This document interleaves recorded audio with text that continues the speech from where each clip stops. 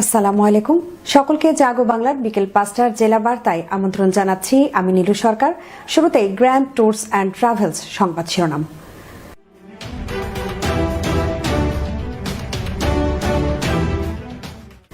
শিক্ষকদের টাইম স্কেলের অর্থ ফেরতের নির্দেশনা বাতিলের দাবিতে সিরাজগঞ্জে প্রাথমিক শিক্ষক মহাজোটের মানববন্ধন ও জেলা প্রশাসন বরাবর স্মারকলিপি প্রদান।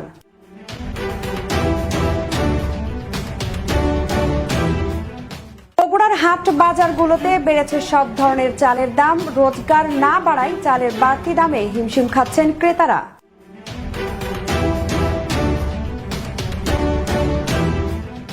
কক্ষের জানালার গ্রিল ভেঙে যশোর শিশু উন্নয়ন কেন্দ্র থেকে পালিয়েছে ৮ বন্দী।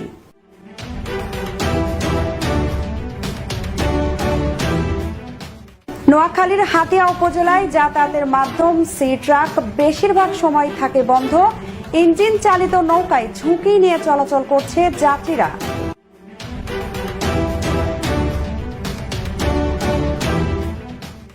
এবং আর্থিক সচ্ছলতার আশায় চাকরি নিয়ে প্রতারণার শিকার যশোরের কয়েকশো তরুণ। কোটি টাকা জামানত নিয়ে লাপাত্তা উদান সমাজ কল্যাণ সোসাইটি নামে একটি এনজিও। শুনছিলেন গ্র্যান্ড ট্যুরস অ্যান্ড ট্রাভেলস সংবাদ শিরোনাম। এবারে বিস্তারিত। চাকরি জাতীয়করণ হওয়া শিক্ষকদের একটি অংশের ভোগ করা টাইম স্কেলের সুবিধাদি ফেরতের যে নির্দেশনা অর্থ মন্ত্রণালয় জারি করেছে তা বাতিলের দাবি সিরাজগঞ্জে প্রাথমিক শিক্ষক মহাজোটের মানববন্ধন ও জেলা প্রশাসক বরাবর স্মারকলিপি প্রদান করেছেন প্রাথমিক শিক্ষক মহাজোট সিরাজগঞ্জ জেলা শাখা। সিরাজগঞ্জ থেকে স্টাফ রিপোর্টার আশরাফুল ইসলাম জয় জানান, আজ মঙ্গলবার সকাল ১১ ঘটিকার সময় শহরের মুক্তি সোপানে প্রাথমিক শিক্ষক মহাজোট সিরাজগঞ্জ জেলা শাখা প্রচার সম্পাদক আবু জাফরের সঞ্চালনায় উক্ত মানববন্ধনে সভাপতিত্ব করেন মোহাম্মদ জুলফিকার হায়দার ফিরোজ।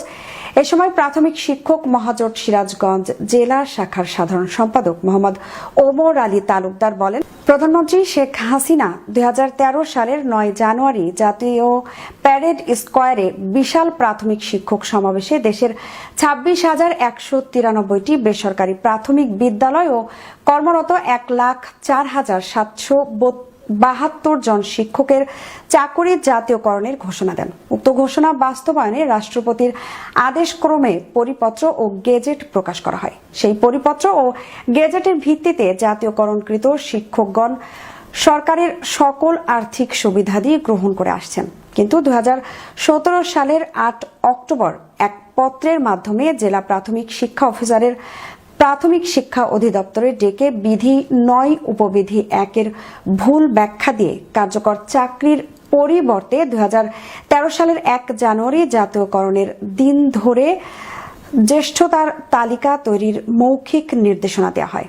জাতীয়করণকৃত সহকারী শিক্ষকদের জন্য প্রাথমিক গণশিক্ষা মন্ত্রণালয় যতগুলো আইন ও পরিপত্র জারি করেছে তার কোনোটাতেই ১ জানুয়ারি ২০১৩ সাল ধরে গণনা করার কথা বলা হয়নি। এই বিপুল সংখ্যক শিক্ষক জাতীয়করণের পর থেকেই পৌনে ৮ বছর ধরে বেতন ভাতা ও সকল সুবিধা গ্রহণ করে আসছে। এমন পরিস্থিতিতে গত ১২ আগস্ট অর্থ মন্ত্রণালয় পৌনে ৮ বছর পর কর্মরত শিক্ষকদের ভোগ করা টাইম স্কেল ফেরত দেওয়ার নির্দেশ দিয়ে একটি পরিপত্র জারি করে। এর ফলে ৪৮,৭২০ জন শিক্ষক চরম ক্ষতির সম্মুখীন হচ্ছেন। ফলে মানববন্ধনে অর্থ মন্ত্রণালয় থেকে জারি পত্রটি বাতিলের দাবি জানান শিক্ষকরা। আমাদের ভাইদের উদ্দেশ্যে বলছি যে আজকের যে আমাদের মানববন্ধন, সেটা মানববন্ধনের মূল হচ্ছে সেটা ১২/৮ তারিখে অর্থ মন্ত্রণালয় থেকে আমাদের একটা পরিবর্তন একটা চিঠি করা হয় যে যারা বেসরকারি অবস্থা সরকারি হয়েছে তাদের চাকরি, আমাদের সুস্পষ্ট গ্যাজেট আছে যে তাদের চাকরিকাল অর্ধেক গণনা করে তাদের আমাদেরকে সমস্ত কিছু দাবি আমাদের পূরণকে দেওয়া হয়েছে। আমাদের 50% গণনা করে এবং আমার জেলা প্রাথমিক শিক্ষা অফিসারের মঞ্জুরি আদেশের বলে আমরা সমস্ত টাকা পরিশোধ করছি। কিন্তু হঠাৎ করে এখন বলতেছে তাদের চাকরি একাত্তর। কিন্তু এটা অত্যন্ত একটা গ্যাজেটকে পরিবর্তন করার মতো কারো একটা কোর্টে পারবে না, সেটা আমরা কোর্টে পারে না। কিন্তু এটা অর্থ মন্ত্রণালয় থেকে অন্যভাবে যে গ্যাজেট করেছে, এই গ্যাজেটে অর্থ মন্ত্রণালয়ের চিঠির বাতিলের দাবিতে আজকে আমাদের মানববন্ধন। আমাদের চাকরি হলো। বগুড়ার হাট বাজারগুলোতে বেড়েছে সব ধরনের চালের দাম। প্রকারভেদে মোটা চিকন চাল কেজি প্রতি 2 থেকে 5 টাকা বেড়েছে। পাইকারি বিক্রেতারা বলছেন ধানের দাম বাড়ায় চালের দাম বেড়েছে। ক্রেতারা বলছেন রোজগার না বাড়লেও চালের বাড়তি দামে হিমশিম খাচ্ছেন তারা। বগুড়ার হাট বাজারগুলোতে আমন ধানের নতুন চাল উঠলেও দাম কমেনি, বরং নতুন পুরাতন প্রকারভেদে চালের দাম বেড়েছে। বাজারে ধানের দাম বাড়ায় চালের দাম বেড়েছে বলে জানান পাইকারি বিক্রেতারা। কিনে খাওয়া রিক্সা চালকরা কিনে খাইতে অনেক তারা দাম শুনে মাথায় হাত। চাউলের পত্তা পড়ে 46 থেকে 47 টাকা চাউলের পত্তাই পড়ে আপনি, আর খোলা বাজারে বিক্রি হচ্ছে 44 টাকা 45 টাকা। চাল ঠিকই আসতেছে, চালের দাম বেশি, মানে যা দরকার তাই কিনতেছে। জনগণ বুঝতেছে না যে বাজার বাড়তে। ক্রেতারা বলছেন নতুন ধান উঠলে বাজারে চালের দাম কমবে, কিন্তু এবার বাজারের চিত্র উল্টো। করোনার সময় আয় না বাড়লে বাড়তি দামে চাল কিনতে হচ্ছে তাদের।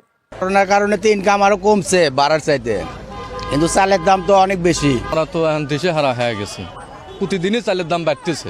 বগুড়ার গোদারপাড়া পাইকারি হাটে প্রতি কেজি কাঠারি ভোগ 58 টাকা, বিয়ার 28 52 টাকা, বিয়ার 29 47 থেকে 50 টাকা করে বিক্রি হচ্ছে। বগুড়ার গোদারপাড়া পাইকারি হাটে প্রতিদিন প্রায় 100 টন চাল কেনাবেচা হয়।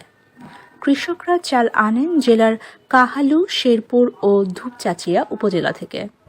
ফিরজানা আলী, নিউজ ডেস্ক, জাগো বাংলা টিভি।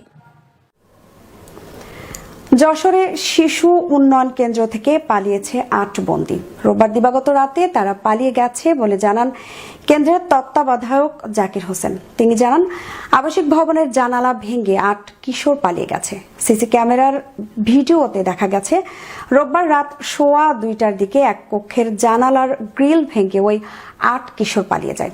এ ঘটনায় থানায় একটি সাধারণ ডায়েরি করা হয়েছে। তাদের আটকে অভিযান চলছে বলে জানিয়েছেন যশোর পুলিশ সুপার আশরাফ হোসেন।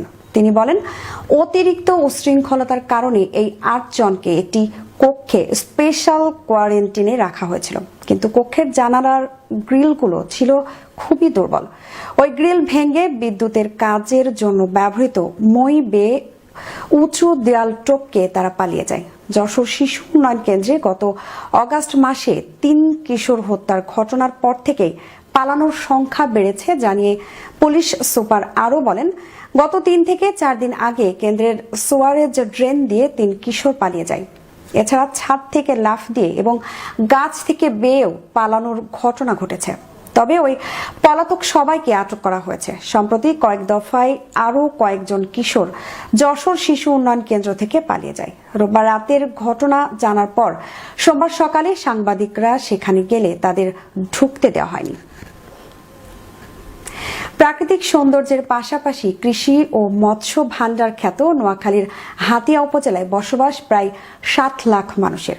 এখানকার কাঙ্ক্ষিত উন্নয়নের অন্তরায় যোগাযোগ ব্যবস্থা। জেলা সদর সহ দেশের নানা প্রান্তে যাতায়াতের নিরাপদ মাধ্যম সি ট্রাক, তবে নানা অজুহাতে প্রায় সময় বন্ধ থাকে। তাই উত্তাল নদীতে জীবনের ঝুঁকি নিয়ে ইঞ্জিন চালিত নৌকা আর স্পিড বোর্ডে পারাপার হন যাত্রীরা। গুনতে হয় অতিরিক্ত ভাড়াও। সি ট্রাক পরিচালনাকারী প্রতিষ্ঠান জিএম এন্টারপ্রাইজের ম্যানেজার নাজিম উদ্দিনের দাবি, যান্ত্রিক ত্রুটি আর নদীতে নাব্য কম থাকায় সবসময় সি ট্রাক চালানো সম্ভব হয় না। স্থানীয় সংসদ সদস্য আয়েশা ফেরদাউসের আশ্বাস, সমস্যার সমাধান দ্রুত উদ্যোগ নেওয়া হচ্ছে। জীবনমান উন্নয়ন ও যাতায়াত নির্বিঘ্ন করতে দ্রুত পদক্ষেপ নেওয়ার দাবি দ্বীপবাসীর। আসলে যাত্রী পারাবার নিরাপদ নাই। যেমন আমার স্ত্রী টলার থেকে বডি অ্যাক্সিডেন্ট করছে, তার পা ভাঙে গেছে, 4 টুকরো হয়েছে পা। 2টা সিটের যাত্রী একখানা ছিল, সেই সিটটা কেন নষ্ট গেছে, চলতে পারতেছে না। এই হাতিয়ার যাত্রীরা খুব টলারের ঝুঁকিপূর্ণ। আর্থিক সচ্ছলতার আশায় চাকরি নিয়ে প্রতারণার শিকার যশোরের কয়েকশো তরুণ। কোটি টাকা জামাত নিয়ে লাপাত্তা উদয়ন সমাজ কল্যাণ সোসাইটি নামে একটি এনজিও, যেখানে চাকরি প্রকল্পে জলবায়ু নিয়ে কাজ করা হবে এমন প্রচারণা চালায় প্রতিষ্ঠানটি। আর্থিক সচ্ছলতার আশায় প্রতিষ্ঠানে আসেন জেলার বেকার তরুণরা। জামাত দিতে হয় 10 থেকে 35 হাজার টাকা পর্যন্ত। অর্থের লেনদেন হয়নি এই মর্মে কাগজে সই করিয়ে নেয় প্রতিষ্ঠানটির বিভাগীয় কর্মকর্তা গোলাম আকবর। উদ্বোধনের 5 মাস না যেতে হঠাৎ তালা অফিসে।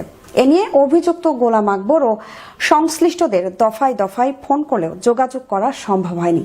জেলা প্রশাসক বলছেন, বিষয়টি নিয়ে কেউ অভিযোগ দিলে ব্যবস্থা নেওয়া হবে। অভিযুক্ত গোলাম আকবর গত বছর অগাস্টে প্রতারণার অভিযোগে নড়াইলে পুলিশের হাতে আটক হন। এছাড়া তার নামে নড়াইল ও মাগুরায় আদালতে রয়েছে একাধিক চেক প্রতারণার মামলা। নিয়োগ দেওয়া হয়েছে হিসাব রক্ষক পদে, আর আমার কাছে জামানত হিসাবে 35,000 টাকা নেওয়া হয়েছে। কেউ ছাগল বিক্রি করে দিয়েছে, কেউ কানের দুল বিক্রি করে দিয়েছে। সম্বল বলতে কানের দুলটাই ছিল, সেটা দিয়েছিলাম বন্ধক। এখনো ভাবছি বেতন পাইলে ছাড়াবো, কিন্তু সেই বেতনটা অবশ্য আমাদের দেওয়া হয়নি। আমি এরকম কেউ বলেনি। এই বিষয়ে যদি আমাদের কাছে অভিযোগ আসে, আমরা আমাদের যে প্রশাসনিক ব্যবস্থা আছে সেটি আমরা গ্রহণ করব। সংবাদ শেষ করার আগে শিরোনামগুলো আরো একবার।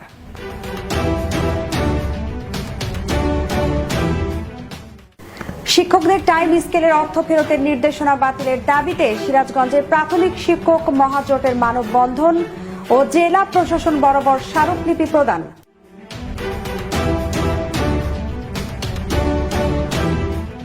বগুড়ার হাট বাজারগুলোতে বেড়েছে সব ধরনের চালের দাম। রোজগার না বাড়ায় চালের বাড়তি দামে হিমশিম খাচ্ছেন ক্রেতারা।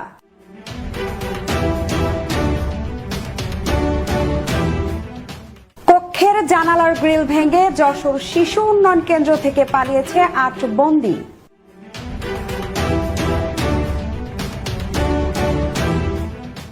নোয়াখালীর হাতিয়া উপজেলায় যাতায়াতের মাধ্যম সি ট্রাক বেশিরভাগ সময় থাকে বন্ধ। ইঞ্জিন চালিত নৌকায় ঝুঁকি নিয়ে চলাচল করছে যাত্রীরা।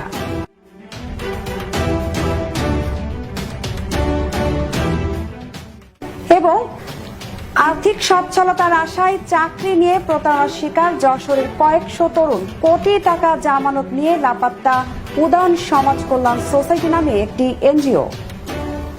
পরবর্তী রাত 10টার সংবাদ দেখার আমন্ত্রণ জানিয়ে শেষ করছি জাগো বাংলা জেলা বার্তা। এতক্ষণ সাথে থাকার জন্য ধন্যবাদ।